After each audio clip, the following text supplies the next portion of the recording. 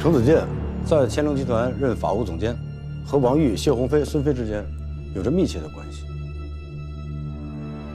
而且，她还是李仁俊的妹夫。我想把一个人或者一家公司彻底打垮，你能帮我吗？我可以将它做成是在被万海的威逼利诱之下被迫出售集散中心。在这个案子中存在着非法拘禁、故意伤害、强迫交易、敲诈勒索，任何一项罪名都可以打败万海，更何况数罪并罚呢？我希望你诚实的告诉我，你想要什么？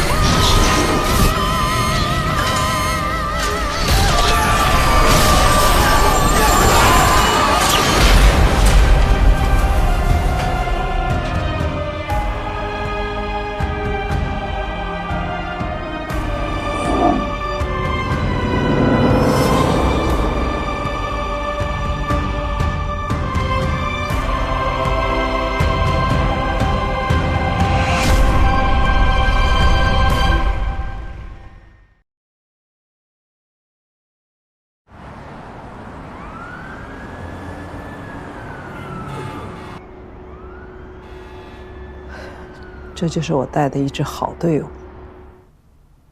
东平的干部，一个个被带走，都查到家门口来了。我居然什么都不知道。万海案走到现在，办成今天这样，始终没有人跟我讲实话，更不可能有人提醒我。万海案要是出了问题，影响有多大我就不说。老许，你觉得你还能安稳退休吗？还有你，李仁俊，你这个刚提上来的检察长，你的位置坐得稳吗？就是我这个政法委书记，在全省也会成为笑话。赖书记，我这个事儿啊，你先别太激动。这件事情啊，你先坐下。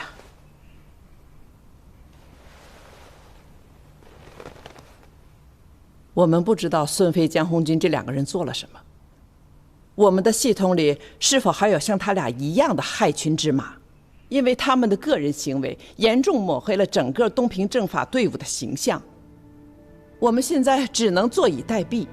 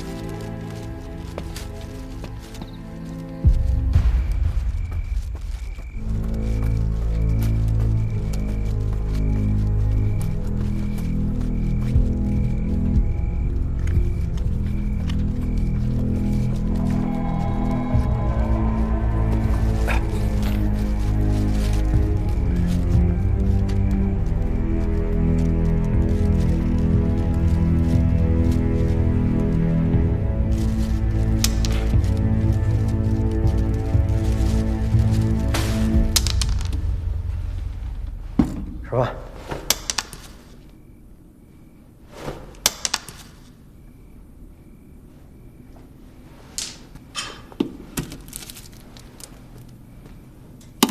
还得给你喂啊。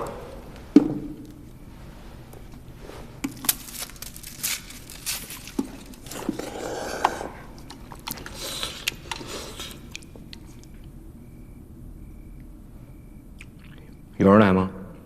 调查的。我上回跟你说都白说了，咋还寻思这事儿呢？你那就是做梦不可能的事儿。咋的？不信呐？不信你自己上门口等着去，看他们啥时候能来。不是，我就合计不明白，这社会它不讲王法吗？这没人管管他们吗？这拥护啥呀？因为啥？也难怪，你是我看着长大的，从小到大吧，你没吃过亏，没上过当，没受过委屈，啥事都得依着你。你总觉得你啥事都能办成，但你心里没数吗？你这些事儿都有你爸在前面撑着呢，有很多事儿你不用知道，你爸就给你办了。可现在不一样了，少爷，你爸现在在里边呢。咱家已经不是原来的万家了。这2年你也经历这么多事儿了，你也该长大了。这现实就摆在眼前呢。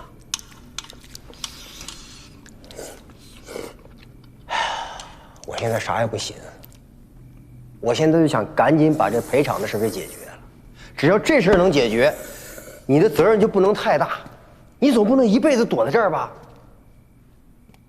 超，叔是过来人，叔吃过亏，上过当。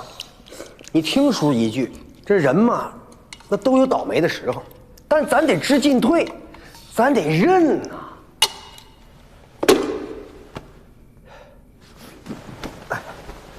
我认，关键你告诉我，我认啥数？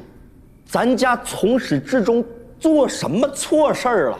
哎呀，我就合计，省里好不容易来人了，调查矿难，他把陷害咱那个人给抓着，咱就不用赔钱了。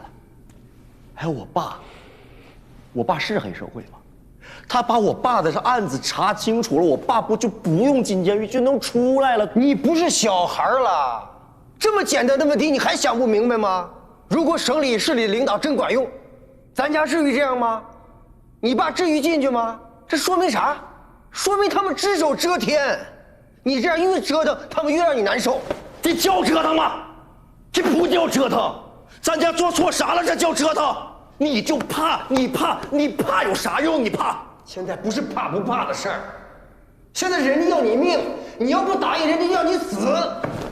我死就死，我爸教我了，死了也得当个爷们儿。你告诉我他们到底是谁，我找他们去。哎，找他们去！你起来，怂货混账！你打，我这次让你打，你打死我，上次他们打死我了，来打！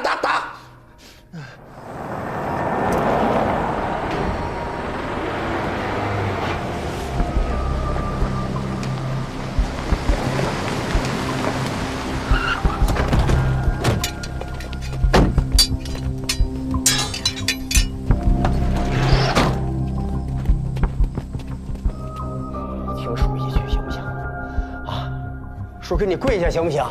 你哪儿也不能去呀，外边真的危险。我他你别拉我，你让我走，你别拉我，你别让我走，让我。万副总，可以啊，跟我玩灯下黑是吧？叔，是他不？是他，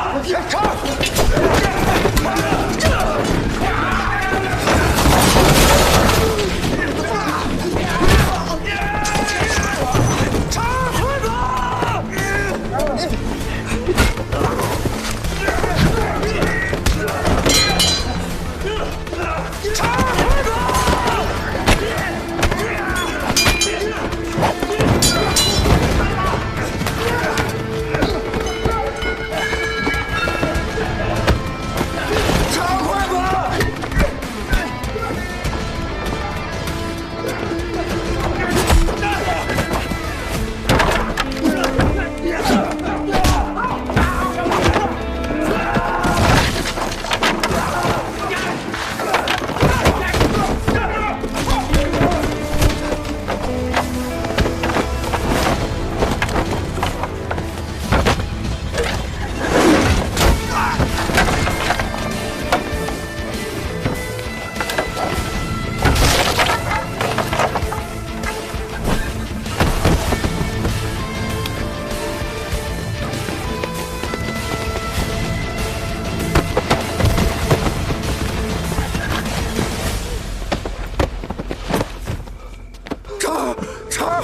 你没事吧？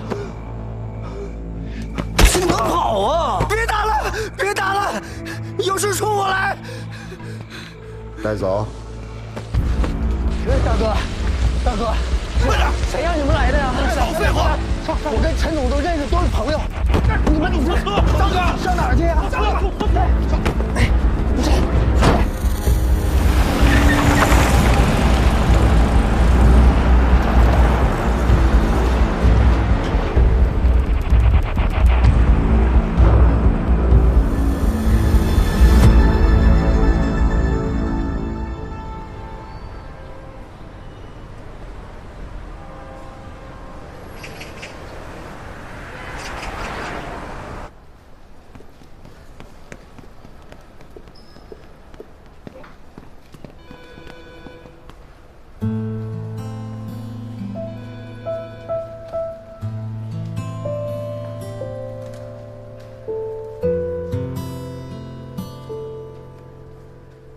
今天干嘛来了？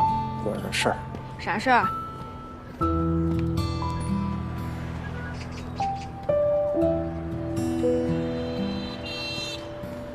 咋了？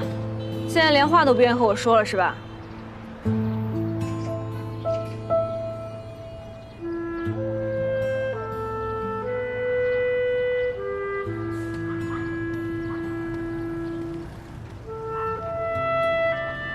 中兴路知道吧？那儿有一金海歌厅，刚才调了一下它周边的监控。金海歌厅，什么案子？还是我哥的案子。已经查实了，金海歌厅才是我哥的真正死亡现场。周边全看了，没有价值的线索。你打算怎么办？会一直查下去。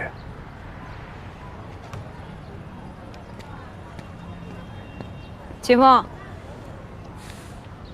你那天在我家楼下说了一堆，说完就走了，你就不想听听我想说啥？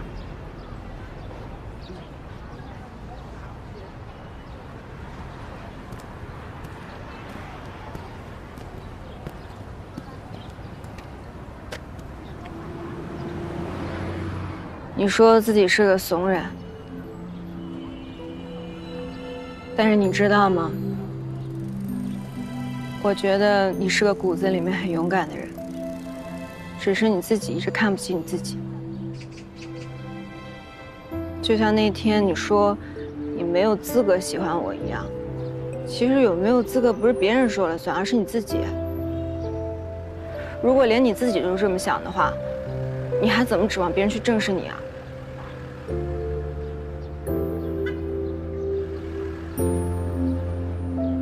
这就是我的回答。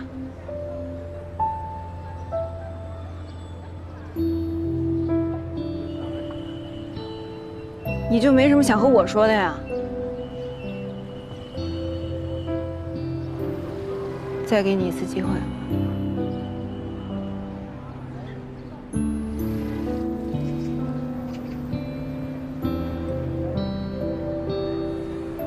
谢谢你，晴儿。真的谢谢你跟我说这些。笨死你算了。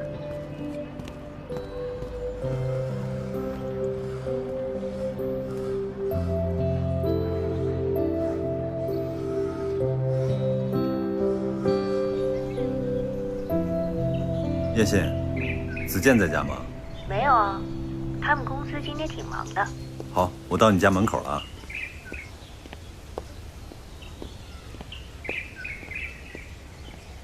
你现在怎么回事呀？子健不在才来找我，还是我亲哥吗？什么事儿啊？坐坐坐。也没什么事儿。哎，那个，你跟子健最近怎么样？挺好的呀。他这个人呀，什么都好，就是太忙了。我让他帮着我去订那个婚庆公司，他都没时间。婚庆公司？何止婚庆公司啊！在哪儿订酒席，在哪儿度蜜月，机票、酒店都是你妹妹我一个人弄的。那，那子健最近在忙些什么呀？天龙的业务呗。我跟你说啊，子健现在基本上就是天龙集团的2把手了。那个龙哥什么事都要问他，我甚至都觉得，如果没有我们家子健，那天龙集团什么都不是，没什么未来。怎么说呢？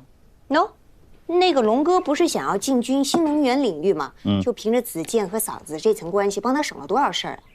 而且就说投入这方面啊，嫂子把他和万川矿业这么一连线，龙哥新能源的第一步就算走稳了。那你说，要是没有子健，光他自己去张罗，我看再投5个亿都不一定能起步。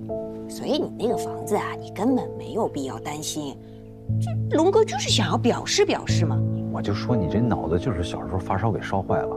不是我说了这么多，明明白白，有理有据，怎么了？这是能表示的事情吗？这是可以表示、瞎表示的事情吗？你别说再举例了。 5个亿，嫂，你怎么这么快就回来了？你不是说今天要忙的吗？哎呀，我看那边没什么事儿，我就想回来早点陪你。哥来了。哥，你怎么来了呀？啊，我就是来看看妍心。 我告诉你啊，哥现在是占用了工作时间来找你，是不是你把哥叫来的？没有，他自己突然之间就跑过来了。啊？对，我正好逮了个空，过来看看你们。哦。哎哥，据我了解，你最近应该挺忙的呀。啊？为啥这么说呢？不是来了一个那个……去吗？我跟哥聊一下工作。哦。 那我去赶稿子。行，一会儿再跟你说啊。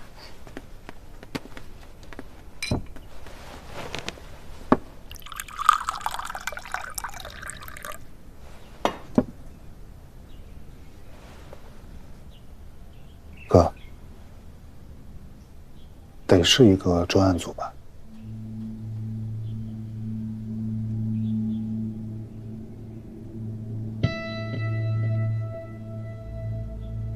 你这消息挺灵通啊，还抓了2个人。你怎么知道的？东平就这么大，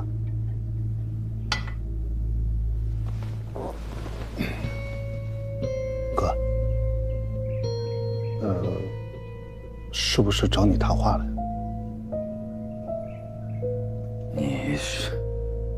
你为什么会觉得他们会找我谈话呢？其实我吧，一直想过去找你的，但刚好你今天来了嘛，我就想说我们2个应该好好的谈一下这件事儿。我觉得吧，专案组是对着万海案来的。说说看，你为什么会觉得是对着万海案？我也没琢磨明白。您就说是不是吧？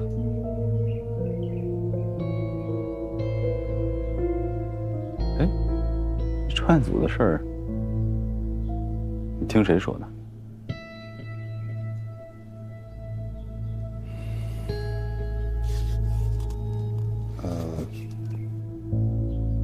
谢鸿飞。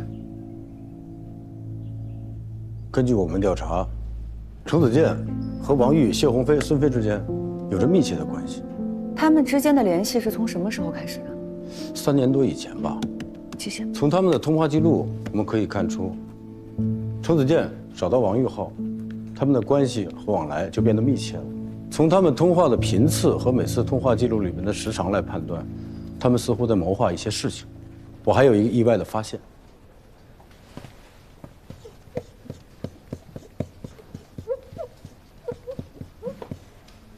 温情，东平中级人民法院刑议庭庭长，万海案的主审法官。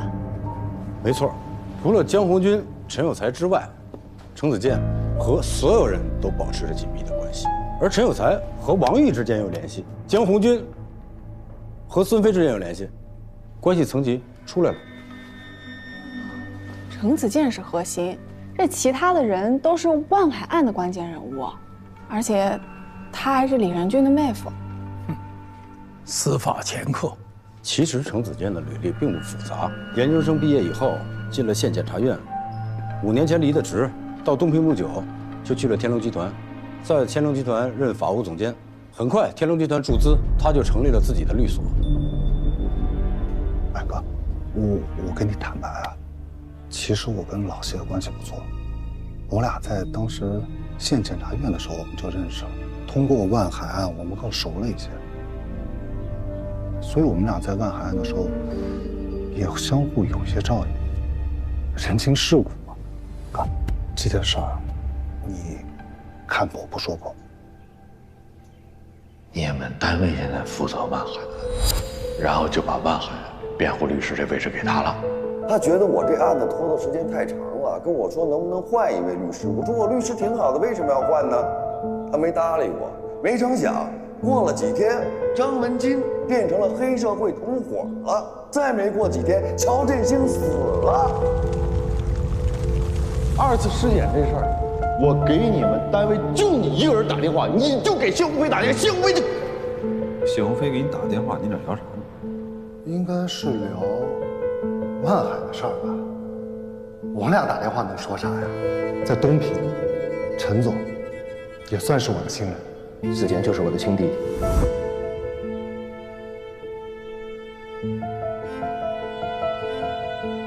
其实今天呢，我也想借这个机会。跟您说一声抱歉，上次您不是问我，我当时我没说实话，这事儿就一直在我的心里面，我就是像一个结一样，它过不去。你拿我当家人，那家人在一块，有什么事儿不可以掰开了揉碎了聊啊，对吧？所以我今天想跟你坦白。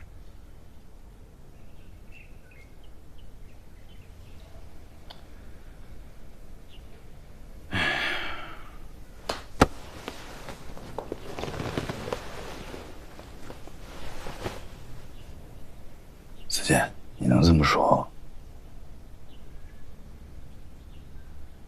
我其实心里挺欣慰的。这么多年我就看好你，要不然也不能把妹妹交给你。就像你说的，咱们是一家人，所以有些事儿，我希望你能如实的告诉我。我其实就是想问你啊，你跟陈胜龙到底什么关系啊？啊？你们俩应该不是这种单纯的雇佣关系吧？这陈总到底是个什么样的人？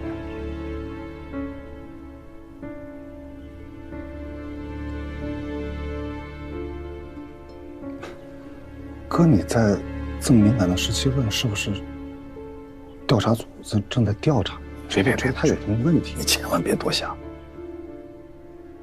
我确实查过他啊，但我就是觉得这一家公司，你说从没有到有，所有的资金都来自境外。陈总这个人也是，就是我查完之后，我会觉得这不科学。你懂我说这意思吧？哥，你上手段了。不是，我真不理解这是为啥？是他们有问题吗？还是说了，你别多想。你这样，你换一个角度想一下啊，你就说，房子是不是对不了？你嫂子还得帮他弄着什么矿山、什么新能源这些事儿。妍希马上跟你又要结婚了，你说咱们这一家人跟这商人这关系，我跟你嫂子这个身份。你以前也穿过冠衣啊，对吧？你不谨慎行吗？你现在这个形势，换你怎么做？所以，子健，我希望你能给我交个实底，你起码让我心里踏实，对吧？天龙集团是他的金主。是，根据财产调查报告来看的话，程子健的个人财产跟天龙集团息息相关，而且他律所所接的案子。也几乎都跟天龙集团有关系，他现在还住着天龙集团开发的房子，大都七山。基本清晰了，印证了你和洪亮之前的推测。王玉把这些人纠集到一起，制造了万海案，目的是要拿回物资集散中心。而东平的某些人为了博取扫黑的业绩，有意无意的成了帮凶。那矿难呢？事故是人为的，那这个人又是谁？万海案宣判结束之后，王玉他不甘心于仅仅只有这个物资集散中心，还看上了万家的矿，然后他就临时起意，趁火打劫。万海已经被王玉打趴下了，如果王玉想要得到矿山，他跟万家谈就可以了。为什么要制造一起矿难呢？还把我们引到这儿来，这不是得不偿失吗？可能是万家不同意呗。可是从犯罪成本角度来看，万家不同意就想办法搞定万家的人，总比制造一场矿难成本要低，风险也小了不少啊。宋局，您刚才说程子健和王玉之间的联系，第一个电话是程子健打给王玉的。是的。您确定不是王玉打给程子健的？确定。我们可不可以这么推测？假设把万海打成黑社会这件事情，不是王玉起的头，而是程子健起的头，又或者另有其人，一个我们从来都没有想到过的人。而且江红军和孙飞是为了这个人掩盖矿难。宋局，麻烦公安的同志继续围绕程子健查，尤其是他供职的天龙集团。好，切记不要打草惊蛇。如果我们的推测成立，那这个人太核心、太关键了，我们要放长线，钓大鱼。好，你看，在你看来，你觉得陈总的发展的特别快，那是因为他其实很早之前认了一个大哥啊，我估计这人你还认识，叫宇天成。哪个宇？大禹治水的禹。其实这件事儿，陈总之前跟我聊过，他好像说的是，在初中的时候他就辍学，然后跟了这个宇大哥，从10几岁跟到现在，20多年了。但这个大哥人不错的，他是有情怀的，人发达了以后还想着回东平给东平再建设一下，所以才在东平给陈总成立了天龙集团。当然了，这些所有的资金啊都是那大哥给的，所以哥你放心，真的没问题。在你们看来，陈总好像很神秘，其实没什么神秘的呀，他不过就是跟了一个好大哥，然后这好大哥认了这个小弟，跟了他这么多年，给了他一个机会，就成就了现在的他，就这么简单。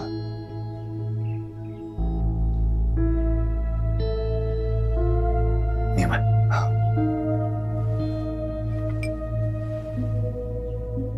对，还有一件事啊，那个王玉，王玉那个集散中心，就2、3年前，这个陈胜荣陈总是不是想要过他这个集散中心啊？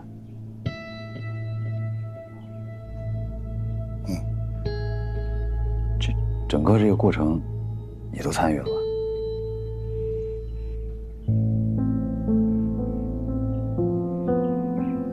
哎呦，不行，我得走了，跟你聊着聊着，忘了我后边还有事儿。行，衣服挂。我让严青送你啊。哎，哥，其实今天你能像家人一样跟我聊这么多，我心里挺踏实的。在这儿我也向你表个态，只要严青能过上最好的日子，我吃再多苦都没事。你今天说的话，我听懂，谢谢了，哥。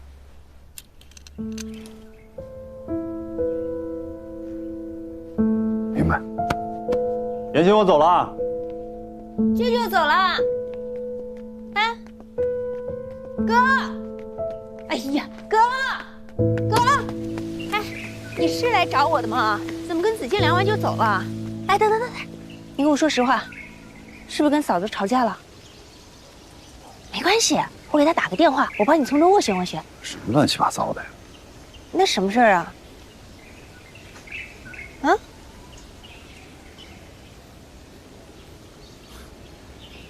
就你这脑子啊，知道的越少，对你越好。回去吧。跟你脑子多灵光似的，莫名其妙。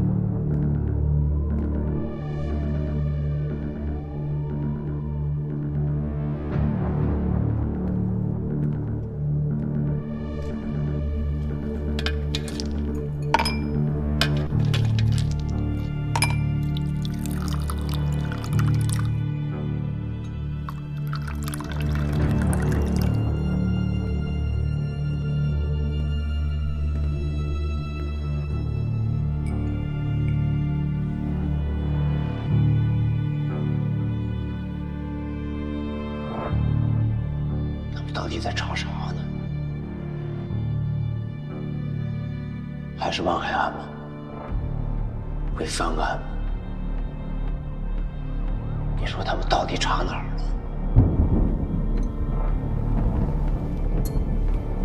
能查到我吗？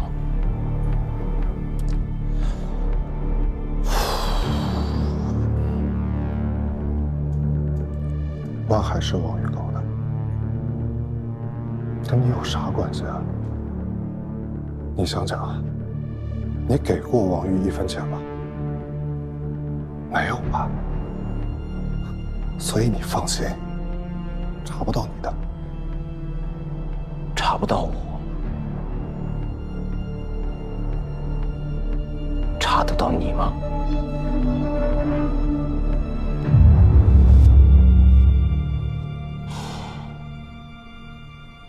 龙哥，你还记得你第一次找我来，跟我聊万海这件事情的时候吗？老板，程律到了。陈总，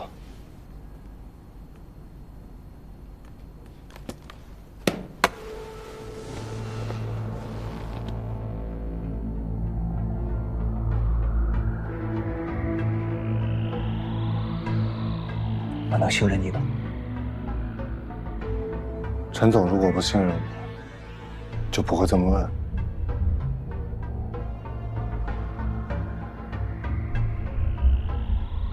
我想把一个人，或者一家公司彻底打垮，你能帮我吗？什么人？什么公司？不可以有任何隐瞒。规模不比我小啊，甚至比我还大，实力比我还强。但我一定要把它办到了。如果我没记错的话，应该是1周。我用了不到1周的时间，我就把万海的体系都查清了，并且还查到了你不愿意告诉我的，你跟万海之间的过节。王玉，原物资集散中心的老板。我可以将它做成是在被万海的威逼利诱之下被迫出售集散中心，在这个案子中存在着非法拘禁、故意伤害、强迫交易、敲诈勒索，任何一项罪名都可以打败万海，更何况数罪并罚呢？人证我也物色好了，再下一页。陈有才，这几年他的公司年年亏损，经济十分紧张，拿下他很容易。陈总，这就是我的方案，按我说的做就行。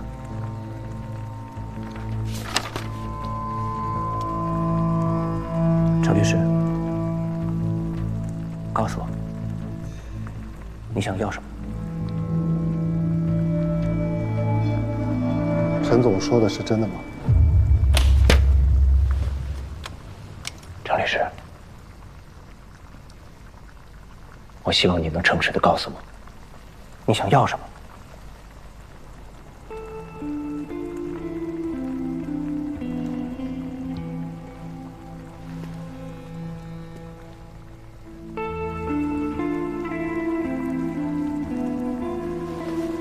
陈总，你的故事我听过很多遍，我的故事，你想听听吗？我呀，就是个农村的孩子，从小我就知道读书是我唯一的出路，所以我就一直发愤图强，刻苦学习，考上了大学，进了检察院，当了一名检察官。我以为这样我的命运就会改变了，但是我错了。我发现我根本不适合这份工作。我不想要一份一眼就看到头的工作，然后平淡的过完一生。忽然有一天，我明白了自己想要什么。我想要出人头地，想要荣华富贵，想要改变命运。所以我辞掉工作，来到了东平，遇到了你。龙哥，你是我的伯乐，是我的贵人。跟你这段时间，我无比的相信我跟对人了。我今天把话撂这，他们查不到你的，但他们很有可能会查到我。即便他们查到了我，也会尽全力保障你的安全。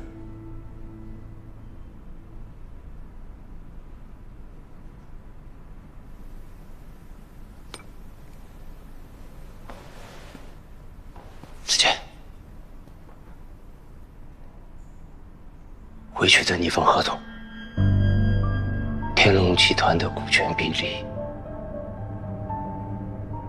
随便填。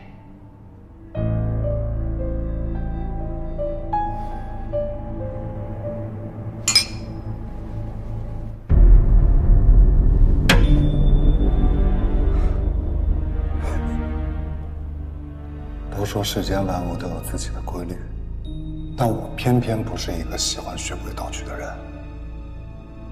我觉得只有打破规律，活得才有意义。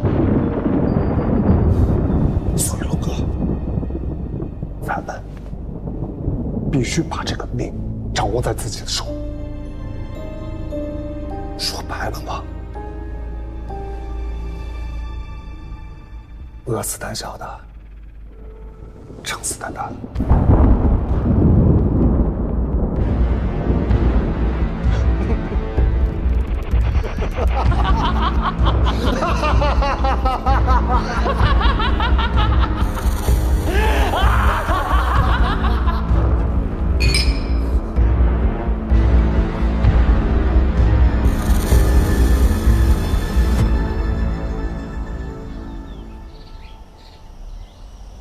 怎么样，摸得差不多了吧？他我用摸吗？一进去，所有口供全拿下。你最近是不是有点膨胀啊？哪来的自信啊？你别到时候你自己进，给大伙来个反面教材，那可丢大人了。5分钟，信吗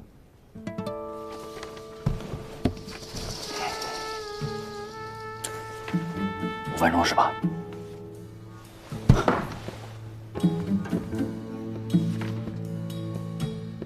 从你进门开始，我给你倒计时。我饶你1分钟。呀，快去吧。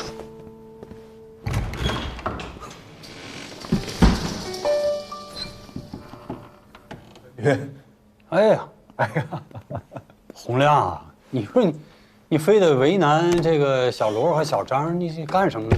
你有什么事儿，你不能过来，咱们哥俩好好聊一聊。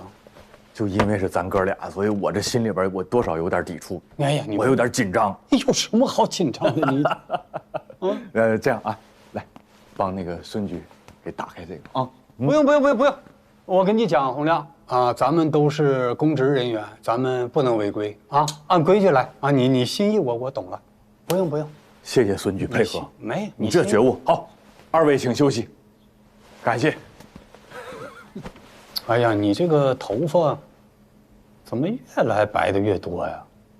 几年不见全白了，你看，哎呦，白的厉害啊！这工作太熬人了。是啊，我记得你结婚的时候，那小伙子是一头的乌发。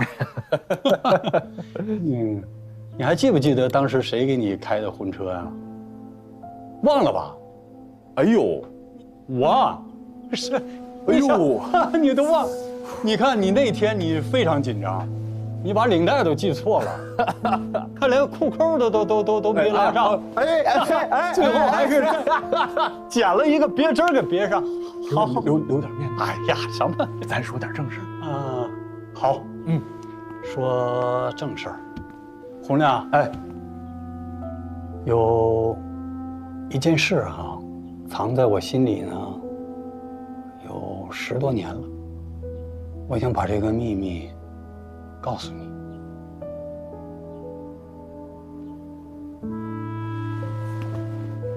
当年你，然后乔振兴，还有李仁俊，你们3个人刚进检察院的时候，遇到了一件事，你知道吗？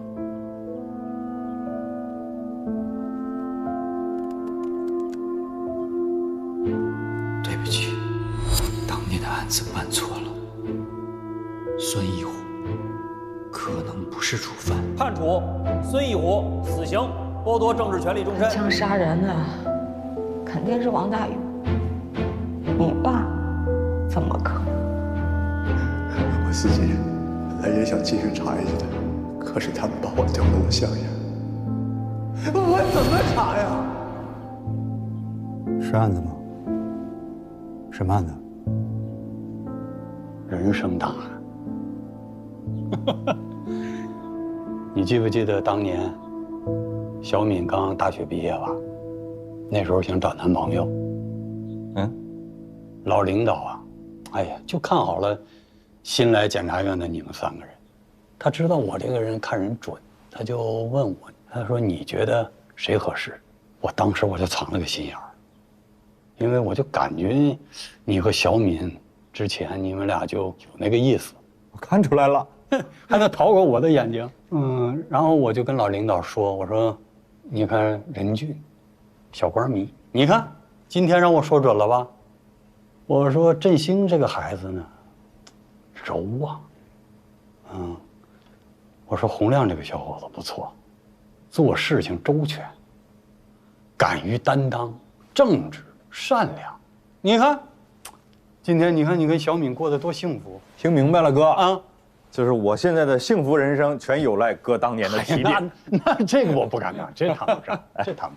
那真的是咱俩这关系可真是不一般。那一定的。那不一般的关系，你给我讲讲，说你揣着3本护照还都是假的，你这要去哪儿啊？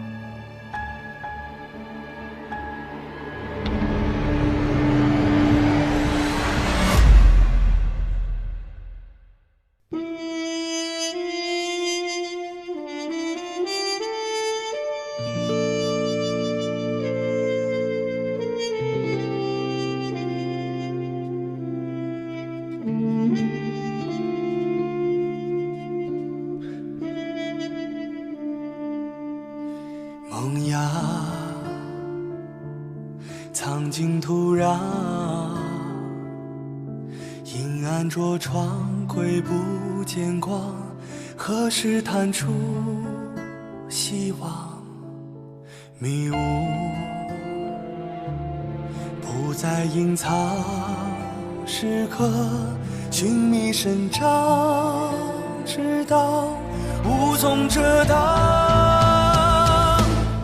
做一朵野火里烧不尽春风来吹，又生冷冬里盛开的花，灰烬里挣脱，要真相不在沉默中掉落。做一朵狂风也遮不完凌云中开不败的冷冬花，写成结之光，让乌云尽藏。烧不尽春风来吹，又生冷冬里盛开的花，灰烬里挣脱，要真相不再沉默。